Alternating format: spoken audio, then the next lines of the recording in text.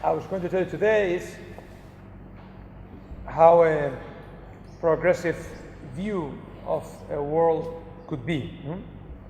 As our friend has introduced, I'm a member of parliament for the Spanish Socialist Party, which is we are in the opposition now, which we are in the center left, in the left of the political spectrum. We were in government until 3 years ago, more or less. And then I will try to say a few things about the promotion of world peace through interfaith dialogue and my experience about that. From our perspective, international relations should be based on the rule of law and human rights protection. I think it's very clear that.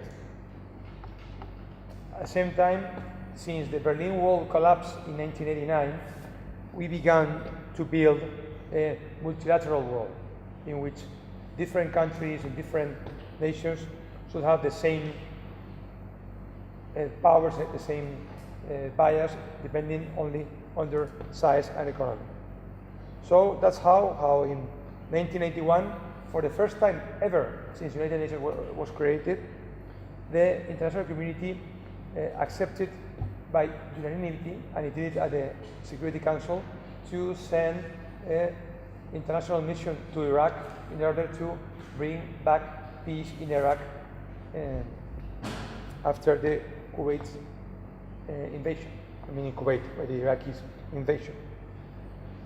After that, there were several events that were very important in this multilateral approach, which is based, as I told you, in the rule of law and in human rights. In 1982, the Rio Summit took place in order to take care of the planet, and climate change and those issues. A new line began there. And at the same time, other works began. In 1985, the Summit on Development, the Copenhagen Summit, took place. A new approach to stop forever or decrease poverty and to foster development, the Copenhagen Summit. At the same time, also in 1985, the Peking Summit for Equality and Women's Rights. So all these things were going very well. In 1995, we were able to send also again a single foreign supervisor to Bosnia after the Yugoslavia war was over. So all this multilateral, based in the dialogue and rule of law world, began to work quite well. And in 1988, we created the International Criminal Court, based on the Rome Statute, which was supposed to create a supranational area to fight against genocide, crimes against humanity, and other terrible things. All this momentum based on multilateralism and the dialogue between nations came to an end and broke down when the Iraq war started in the year 2003.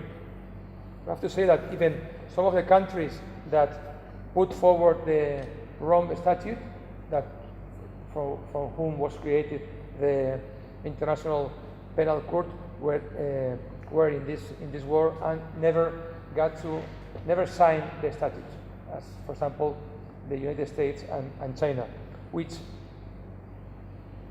a thing that created quite I won't say damage, but at least lost quite of its power, because some of the main countries with more international presence were not signatories of this agreement.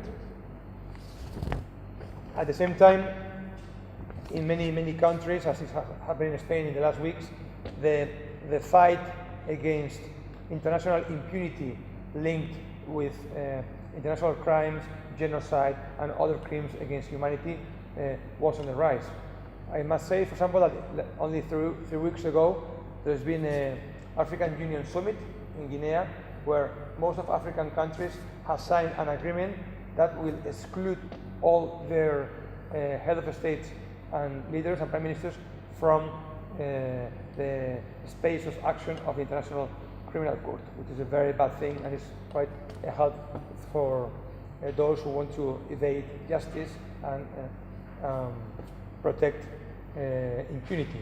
At the same time, other countries are still not really willing to sign this agreement, as the ones I already mentioned.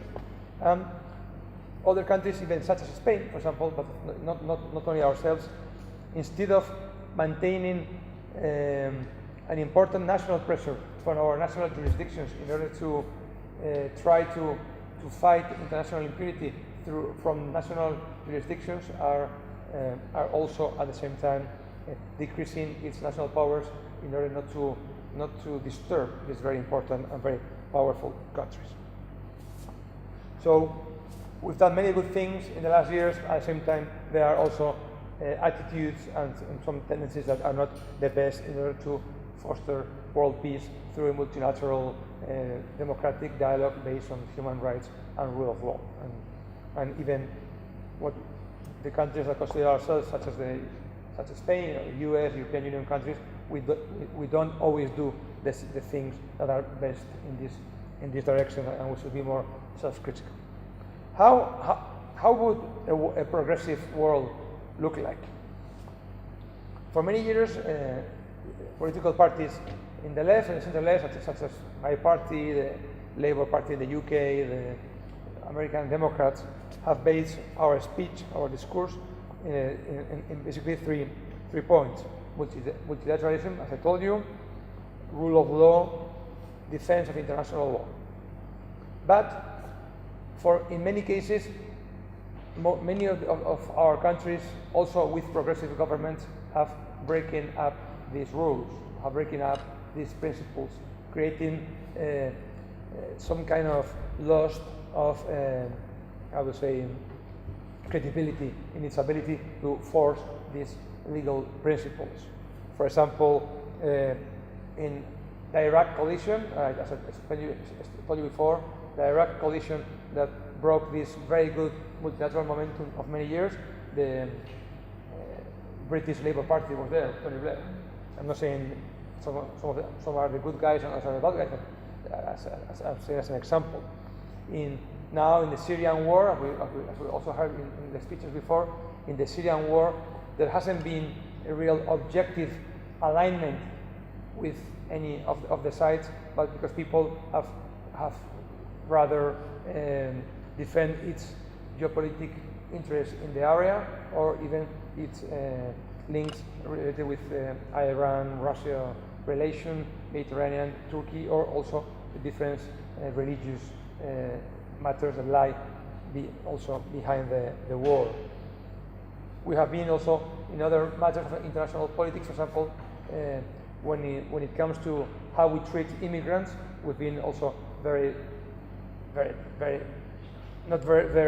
pro human rights or rule of law. There's a very strong debate in the US concerning the naturalization of many Latin American immigrants, for example, where it's not so easy to see an ideological bias. I mean, you see in both parties, people almost on both sides. And here in Europe, we've seen how a socialist government in France, for example, has been very tough with illegal immigrants.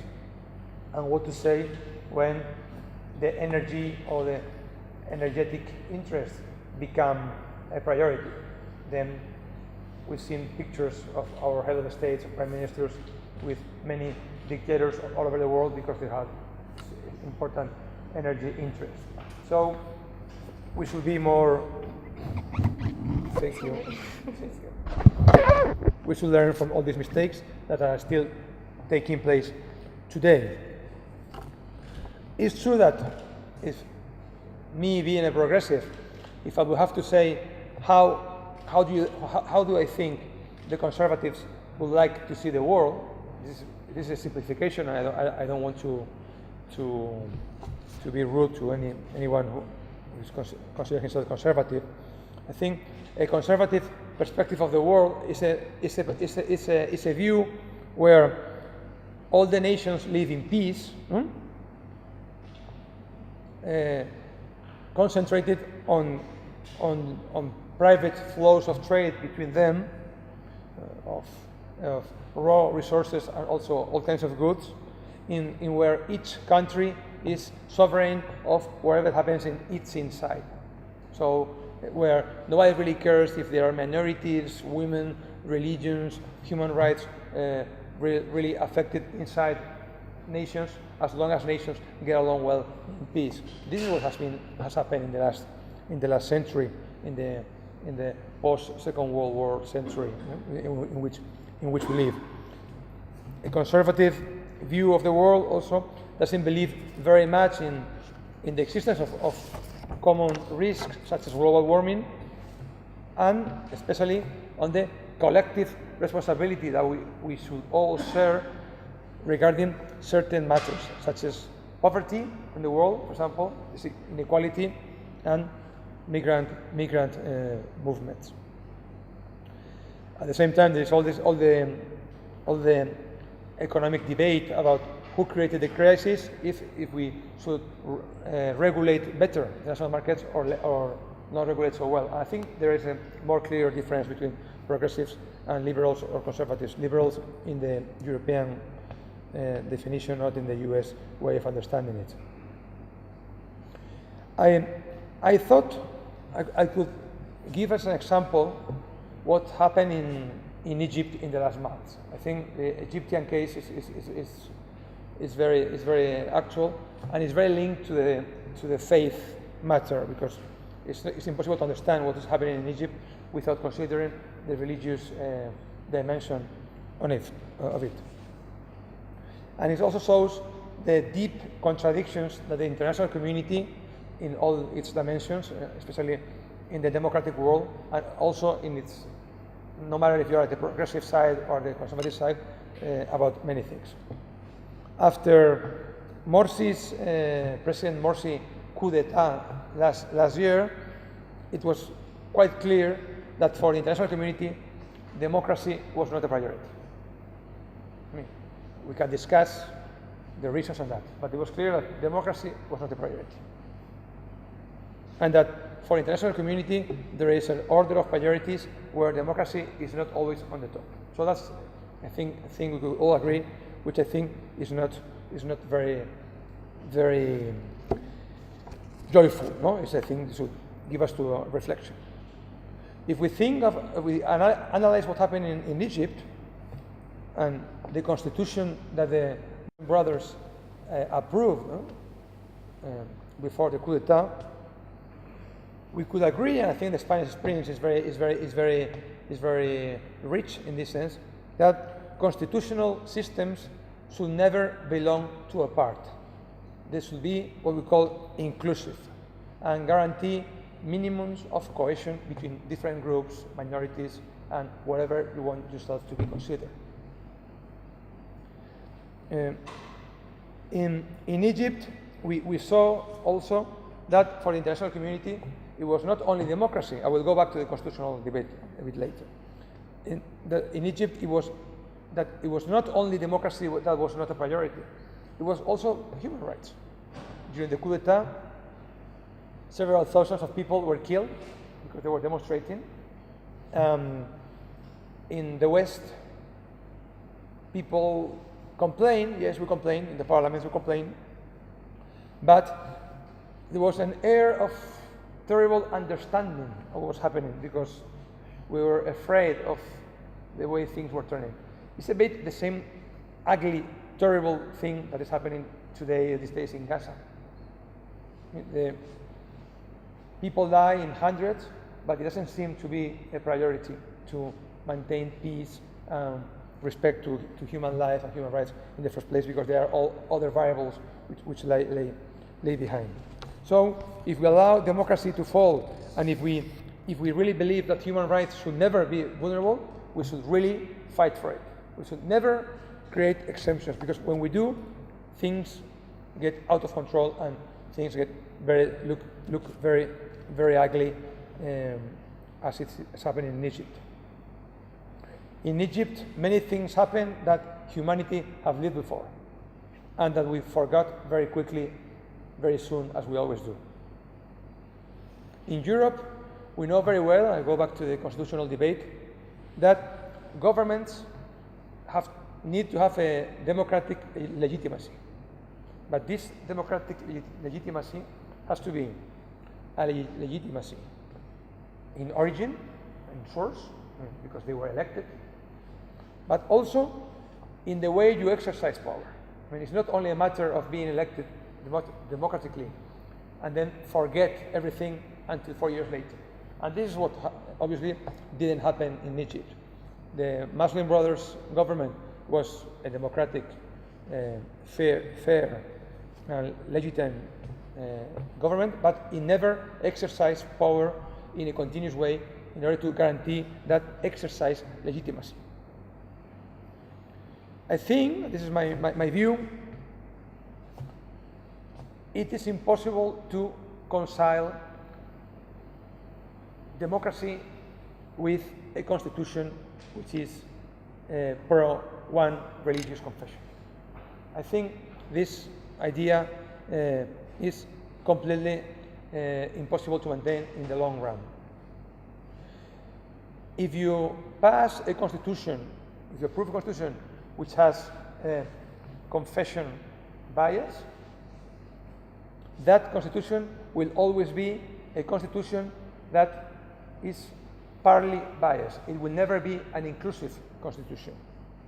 And even though if it has a democratic, legitimate origin, I mean, it's been voted and it's been passed, it will be almost impossible to maintain that legitimacy through its exercise.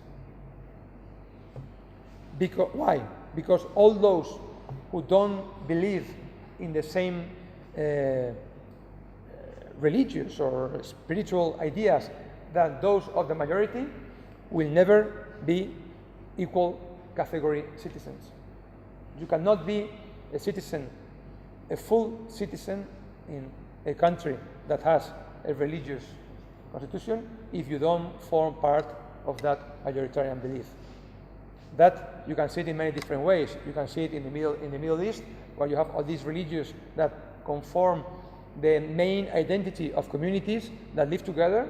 And also you can see it in the West, where maybe the two main religious communities are different, are those who believe and those who don't believe or don't believe anymore. And this is even very hard to explain when you go to those countries. It's hard for them to understand that in the West many people defend the right not to believe anything or to change beliefs, which is even more complicated in many of these countries. From a progressive perspective, I think it's a very democratic perspective. In order to live in complete freedom, you need to have a guarantee that your constitution doesn't have any confessional bias. From a progressive perspective, how would be a perfect world? A perfect world would be a world where we all rule and decide and fix our matters through multilateral means, as the United Nations does sometimes in its best moments, not always, as the European Union has done sometimes, not always, but when we've done it well, it's a good example. The problem is that we don't always do it, and sometimes we don't do it.